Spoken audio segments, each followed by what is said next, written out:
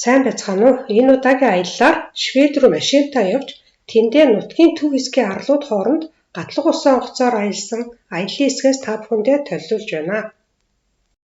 Швед нь Дани улстай орой суунд хоолоор дамжсан орой суунд гүүрээр холбогддог. За энэ гүүр нь Дани улсын нийслэл Копенхагеныг Шведийн Мальмö хоттой холбодог. Европ дахь хамгийн урт буюу бараг 8 км урт авто болон төмөр замын хослол гүүр. Энэхүү гүүрээр суудлын автомашинаар зорчиход 55 евроны хураамжтай.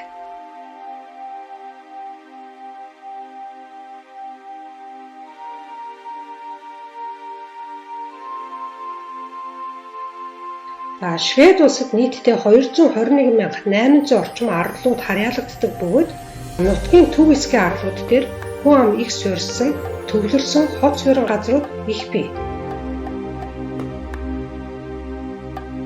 Эдгээр арлуудын хооронд хуурай газраар зассан сайхан засмал замаар явж болох хэдий ч цаг зав, шатхуунаа хэмнэн газар довчлон усан онгоц болон гүүрээр зорчих боломжтой.